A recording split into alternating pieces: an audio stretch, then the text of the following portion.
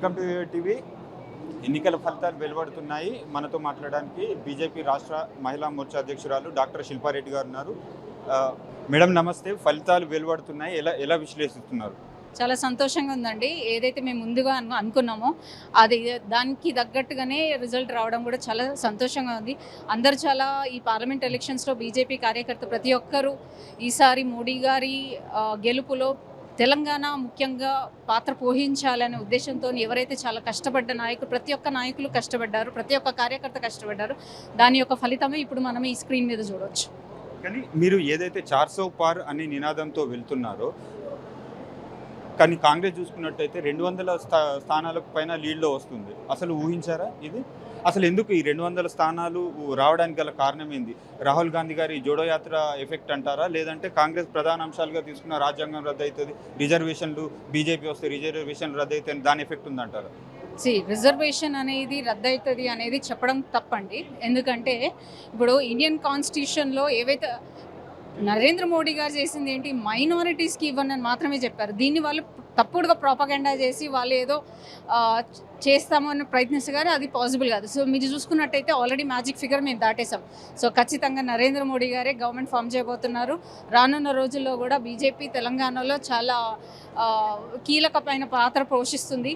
So రానున్న రోజుల్లో కూడా వచ్చేది కూడా బీజేపీయే. సౌత్లో మాత్రం బీజేపీ స్టార్ట్ అయిందనేది ఈ సందర్భంగా మనం తెలుసుకోవచ్చు. ఏపీలో చూసుకున్నట్టయితే ఎన్డీఏ కూటమికి భారీ మెజారిటీ దిశగా ముందుకెళ్తుంది. కానీ తెలంగాణలో చూసుకున్నట్టయితే కాంగ్రెస్ వర్సెస్ బీజేపీ హోరాహోరు పోరు కొనసాగుతుంది. అంటే 6 గ్యారంటీ స్కీమ్లను ఇప్పటికీ ప్రజలు నమ్ముతున్నారంటారు. 6 గ్యారంటీ స్కీమ్లు నమ్మేటట్టయితే ఇది 8 సీట్లు అనేది కూడా రావండి.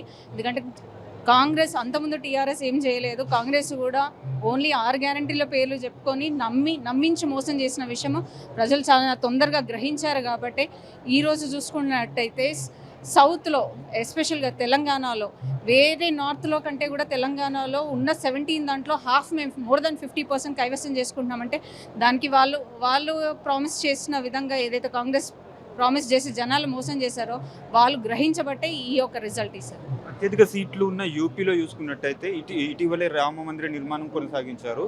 ఇప్పుడు సీట్ల సంఖ్య చూసుకున్నట్టయితే తగ్గుతూ ఇండియా కూటమికి పెరుగుతుంది. ఎందుకు అంటే మైనారిటీ ఓటు బ్యాంక్ అనేది ఇండియా కూటమికి వెళ్ళిందంటారు. సో ఈసారి ఏమైందంటే మైనారిటీస్కి ఏదైతే మన రామ మందిరం ఒకటి, తర్వాత మన మైనారిటీస్ వాళ్ళ రిజర్వేషన్ తీసేస్తామని ఏదైతే చెప్పారో అది కొంచెం ఇన్ఫ్లుయెన్స్ అయ్యి ఉండొచ్చు. బట్ అట్లాంటిది ఏం జరగదు. ఇంకా ఈవినింగ్ వరకు మనకు టైం ఉంది కాబట్టి ఖచ్చితంగా 350 సీట్స్ గెలిచే అవకాశం భారతీయ జనతా పార్టీకి. ఓకే, తెలంగాణలో చూసుకున్నట్టయితే ఎలా ఉంది ఇప్పటి వరకు? ఎన్ని సీట్లు? డబల్ డిజిట్ అని ముందుకెళ్లారు. డబల్ డిజిట్ రాబోతుందా? 8 సీట్స్ మీరు చూస్తున్నట్టయితే ఆల్రెడీ 8 సీట్స్లో భారీ లీడ్లో ఉన్నాం. అంటే ఊహించని మ్యాజిక్ ఫిగర్ ఎప్పుడో దాటిపోయింది. ఇంకా 2 సీట్స్ అనేది ఇంకా నెక్ టు నెక్ జరుగుతుంది కాబట్టి ఇంకా 20 రౌండ్స్ ఉన్నాయి కాబట్టి ఖచ్చితంగా గెలిచే అవకాశం ఉంది. అండ్ ఖచ్చితంగా 10 సీట్స్ గెలిచే అవకాశం ఉందని మేము భావిస్తున్నాం. ఓకే, అంటే మహిళా ఓటు, మహిళల కోసం ఏదైతే కేంద్ర ప్రభుత్వ పథకాలు వికసిత్ భారత్ ద్వారా కేంద్ర ప్రభుత్వ పథకాలను ప్రజల్లోకి తీసుకెళ్లారు, ఈ ప్రచారం ఏదైతే ఉందో ఇంత ఒక 1 year 2 years ముందు చేసినట్టయితే ఇంకా కేంద్ర పథకాలు ముందుకెళ్ళి ప్రజలకు వెళ్ళే అవకాశం ఉండే కదా. ఎందుకు అంటే వికసిత్ భారత్ అనేది ఎందుకు లేట్గా స్టార్ట్ చేశారు?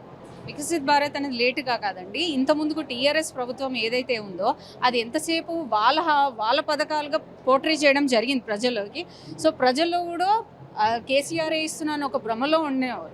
కానీ ఎప్పుడైతే వాళ్ళ గద్దె దిగేసి వీళ్ళు బయటికి వచ్చారో అది దాని తర్వాత ఇవి వాళ్ళు ఇస్తున్నది కాదు, బీజేపీ ఇస్తున్నది ఎప్పుడైతే ప్రజలు గ్రహించడం మొదలుపెట్టారో అప్పటి నుంచి మీరు చూసుకుంటే కనుక ఇప్పుడు మహిళా మోర్చా కూడా ప్రతి పార్లమెంట్లో బీజేపీ తరఫు నుంచి ప్రతి పార్లమెంట్లో డోర్ టు డోర్ క్యాంపెయినింగ్ చేయడం జరిగింది. మహిళలను ఉత్తేజించడం జరిగింది, మహిళలకు తెలపడం జరిగింది. అది నరేంద్ర మోడీ గారి పథకాలు టీఆర్ఎస్వి కానీ ఇవి కానీ కాదు అనేది మేము చెప్పడం జరిగింది. సో అప్పుడే వాళ్ళు రియలైజేషన్ జరిగింది. ఇప్పుడు మీరు చూసుకున్నట్టయితే మన తెలంగాణలో 50% మహిళా ఓటింగ్ కూడా ఈసారి జరిగింది. సో మహిళలు కూడా బయటికి వచ్చి నిజానిజాలు తెలుసుకొని కాంగ్రెస్ వైఫల్యాలను కూడా వాళ్ళు చెక్ పెట్టే క్రమంలో బీజేపీకి ఓటేస్తారని మేము భావిస్తాం.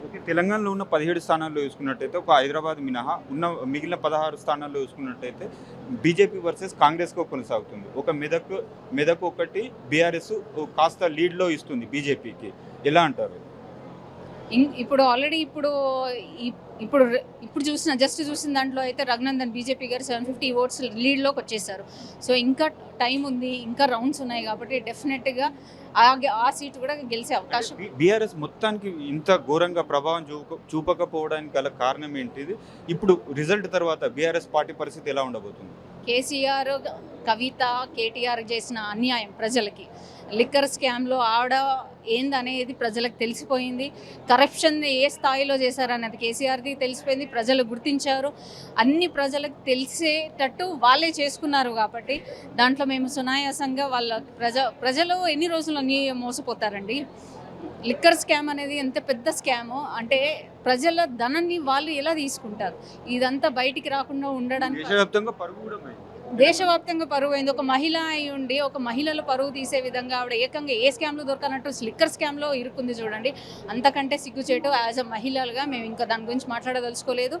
వాళ్ళు చేసిన అన్యాయాలు ఒకరోజు బయటపడతాయి. అది ఈ టైంలో బయటపడింది, ప్రజలు గుర్తించారు, ప్రజలకి తెలిసింది కాబట్టి వాళ్ళ నాశనాన్ని వాళ్ళే చేసుకున్నారు. ఫోన్ ట్యాపింగ్ ప్రధానంగా చర్చ నడుస్తుంది. ఫోన్ ట్యాపింగ్ ఎంతవరకు కరెక్ట్ అంటారు? ఇప్పుడు దీని వెనుక ప్రధాన సూత్రధారి ఎవరు ఉండే అవకాశం ఉందంటారు? ప్రధాన సూత్రధారి ఎవరు అనేది డైరెక్ట్ ఆయనే చెప్పారు కదండి. మాజీ డీసీపీఏ చెప్పారు, రాధాకృష్ణరావు.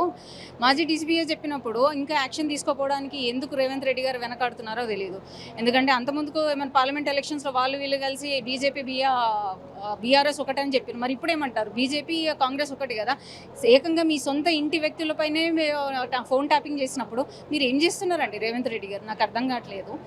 మీ ఇంటి మనుషుల మీదనే ఫోన్ ట్యాపింగ్ చేసి అప్పుడు మీరు ఇంకా యాక్షన్ తీసుకోవట్లేదు అంటే మీరు వారు కుమ్మకైనట్టే కదా. దీన్ని బట్టి తెలుస్తుంది ఎక్కడైతే దేశ భద్రత కాపాడడానికి ఫోన్ ట్యాపింగ్ చేసిందే ఒక అర్థం ఉంది. కానీ సొంత పొలిటీషియన్స్ మీద, ప్రతిపక్ష నాయకుల మీద, బ్యూరోక్రాట్స్ మీద, జర్నలిస్టుల మీద మీరు ఫోన్ ట్యాపింగ్ చేశారంటే మీరు ఏ విధంగా ఉద్యమకారుడు అని మీరు చెప్పుకుంటున్నారు? అసలు ఇది అసలు ఆర్గనైజ్డ్ క్రైమ్ అనాలి. దీనికి మాత్రం సిబిఐకి అప్పగించాలి. ఖచ్చితంగా దీనిపైన చర్య తీసుకోవాలి. సిబిఐ వచ్చే అవకాశాలు లేవు కదా ఇప్పుడు రాష్ట్రంలోకి. అది ఇప్పుడు ఎందుకు లేదండి? ఇప్పుడు వాళ్ళు ఒక ఫోన్ ట్యాపింగ్ అనేది it is a right to privacy, it is a fundamental right. అట్లాంటి ఫండమెంటల్ రైట్ని ఎవ్వరూ వాళ్ళ చేతిలో తీసుకునే అవకాశం లేదు. అట్లాంటిది ఇంతమంది మీద ఫోన్ ట్యాపింగ్ చేసిందంటే అది రాధాకృష్ణ గారు స్వయంగా ఆయన స్టేట్మెంట్లో కన్ఫెషన్ ఇచ్చారు. ఇచ్చిన తర్వాత కూడా మన స్టేట్ గవర్నమెంట్ దాన్ని అసలు పట్టించుకోవట్లేదు అంటే వాళ్ళు కుమ్మకై చేస్తున్న రాజకీయమే. ఓకే, అంటే కాళేశ్వరం కథలాగే ఈ ఫోన్ ట్యాపింగ్ కథ కూడా కథ కంచికే అయ్యే అవకాశాలు ఉన్నాయా? లేదండి. అంటే కాంగ్రెస్ ప్రభుత్వం మీద మీకు నమ్మకం ఉందా? ఈ కేసును ముందుకు తీసుకెళ్లే అవకాశం ఉందంటారు? కేసు ముందుకు తీసుకెళ్లే విధంగా భారతీయ జనతా పార్టీ మొన్ననే ఒక ధర్నా చేసింది, దీక్ష చేసింది. సో దీన్ని కూడా ఇంకా ముందుకు తీసుకెళ్లే విధంగా మా భారతీయ జనతా పార్టీ నాయకులు కూడా అందరూ చాలా సీరియస్గా తీసుకున్నారు. ఎందుకంటే దీంట్లో బండి సంజయ్ గారు కానీ మా నాయకుల మీద కిషన్ రెడ్డి గారు వీళ్ళ ఫోన్లు కూడా ట్యాపింగ్ చేయడం జరిగింది. ఒక ప్రైవేట్ లైఫ్ని డిస్టర్బ్ చేసే హక్కు మన రాజ్యాంగంలో మనకి ఇవ్వలేదు. అట్లాంటిది సొంత నాయకులు వాళ్ళ మీద బై ఎలక్షన్లో రఘునందన్ గారు కూడా ఫోన్ కూడా ట్యాపింగ్ చేసినట్టు. ఎగ్జాక్ట్లీ, ప్రతి ఒక్కరి మీద ట్యాపింగ్ చేసి వాళ్ళు ఎవరు వాళ్ళ సొంత పార్టీ వాళ్ళ మీద కూడా ట్యాపింగ్ చేసుకున్న వ్యక్తులని వాళ్ళ పార్టీ వాళ్ళు కూడా విడిచిపెట్టారు కదండి. సో ఇదైతే అసలు ఏమంటారు, దీన్ని సమర్థించేది లేదు. And BJP party, Bharatiya Janata party ఖచ్చితంగా దీనిపైన యాక్షన్ తీసుకునే విధంగా రానున్న రోజుల్లో కూడా మా ఒక కార్యాచరణ ఉండబోతుంది. మెజారిటీ దిశగా సీట్లు అయితే సాధించబోతుంది ఎన్డీఏ గవర్నమెంట్. మొత్తానికి టోటల్గా చూసుకున్నట్టయితే ఎన్ని ఎక్స్పెక్ట్ చేస్తున్నారు? 350 క్రాస్ అవుతుందండి. 350 to 370 cross. Thank you madam.